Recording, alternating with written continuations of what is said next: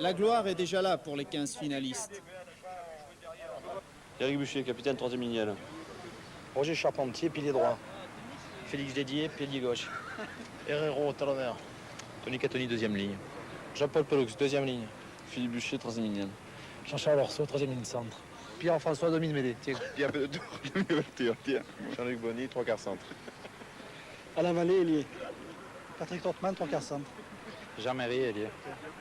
Patrick Barthélémy, arrière.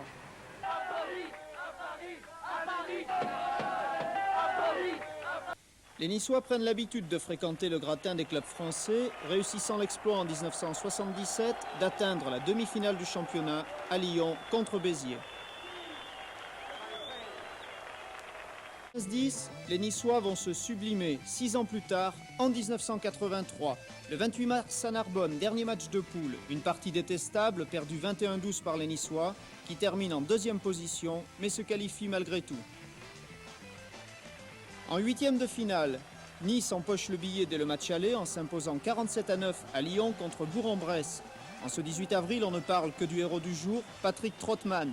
Cet artiste du contre-pied inscrit 3 essais.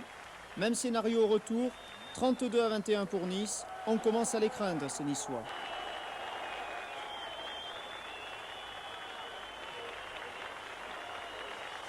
J'espère pour nous qu'on aura été éliminé par le champion de France. Je fais plaisir aux Niçois, mais je crois qu'ils en ont les possibilités. On a depuis très longtemps pas vu d'équipe jouant en rugby aussi posée, aussi juste.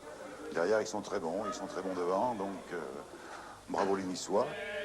Nice fait désormais figure de champion possible. Les supporters et le président Ferras ne s'y trompent pas. Pourtant, en quart de finale à Narbonne, à 30 secondes de la fin du match, Pau mène 15-12. La pénalité de la dernière chance est tentée par Pierre Pédotour. Ça passe, égalité, 15 partout, on joue les arrêts de jeu. Le temps réglementaire est dépassé de presque 3 minutes lorsque Philippe Bucher, après une touche, inscrit l'essai qui donne la victoire à Nice 19-15 et lui ouvre la porte des demi-finales.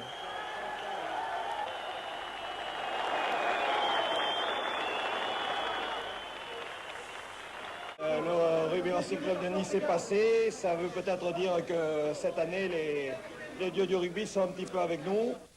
Pour la 2e fois de son histoire, Nice est à 80 minutes de la finale. Mais à Montferrand, par un temps de chien, l'adversaire est de taille. Agen, champion sortant. Les Niçois sont menés 12-3, mais à cet instant précis, le sort du match bascule. Pédotour, Barthélémy et l'essai de Méry redonnent espoir aux Niçois. La vapeur est renversée. Pédotour réussit un drop. François Pierre pour sa part en passe 2. Nice s'impose 18-12. Nice est en finale pour la première fois de son histoire. Un moment d'intense émotion. Je crois que le Rugby Racing Club de Nice a définitivement montré qu'on était installé dans le peloton de tête du rugby français. Et pour le club, pour la région, je crois que c'est un très grand jour.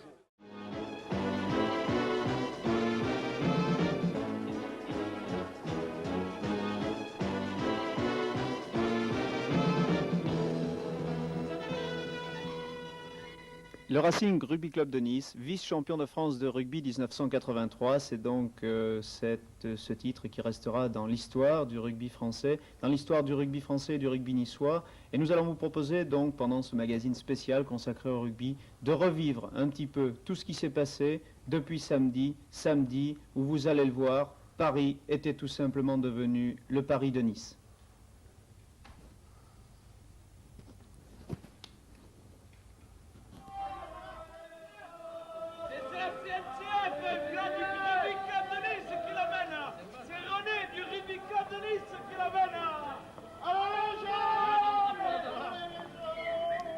Samedi, 15h47 à la gare de Bercy. Après 10 heures de voyage, plus d'1 millier de supporters du Racing Rugby Club de Nice sont à pied d'œuvre.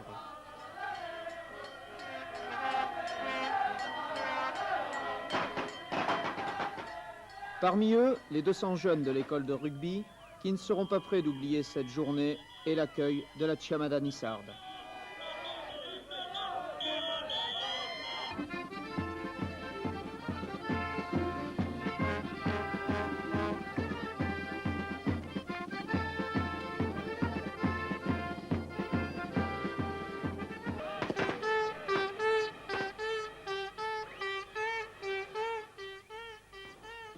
18h30, Éric Buchet, en bon capitaine, est le premier à fouler la pelouse du Parc des Princes. Didier Félix affiche une sérénité tranquille malgré ses 21 printemps. Nous sommes à un des moments les plus intenses de l'avant-match. Chacun essaye de faire le vide dans sa tête, de penser. De penser à quoi si ce n'est à l'affrontement qui approche?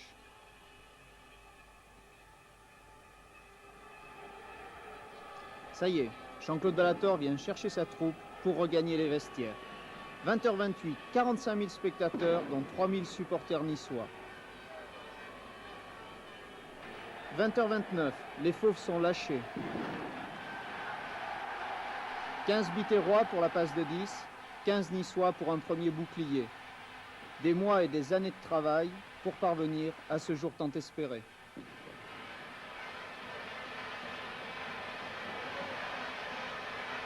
Dans la tribune officielle, les Niçois de toute tendance politique sont avant tout jaunes et bleus.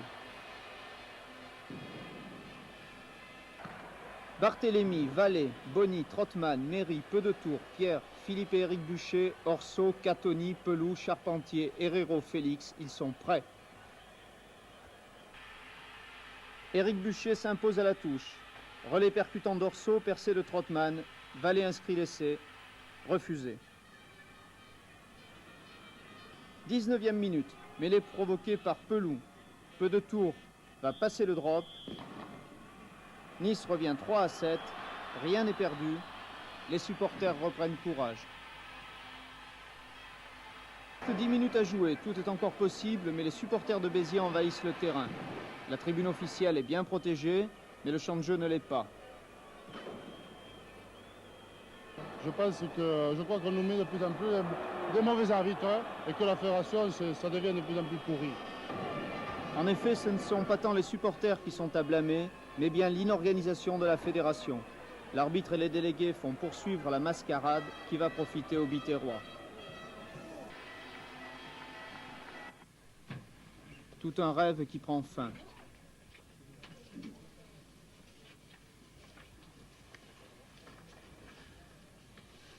Il se joue sur 80 minutes avec 15 joueurs, avec un ballon. Bon, peut-être qu'aujourd'hui, en plus des 15 joueurs, il y a eu un peu plus de personnes sur le terrain.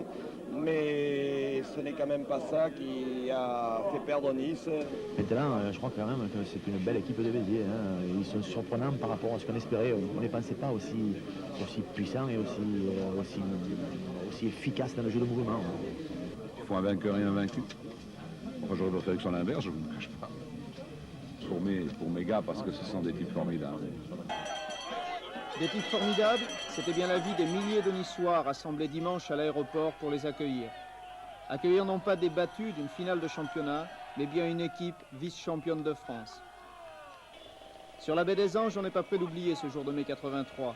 Les hommes de Ballator, Lacaze et Meharelli ont inscrit leur nom en lettres d'or dans l'histoire du rugby niçois. Barthélemy, Vallée, Mouzin, Bonny, Trottmann, Méry, Peu de Tours, Pierre, Philippe et Éric Buchet, Tordeau, Orso, Catoni, Pelou, Charpentier, Herrero et Félix ont conquis le cœur du pays nissart, de la place Masséna à la place de la Libération, en passant par l'avenue Jean Médecin, ex-avenue de la Victoire. Une victoire qui est le prochain but du Racing Rugby Club de Nice.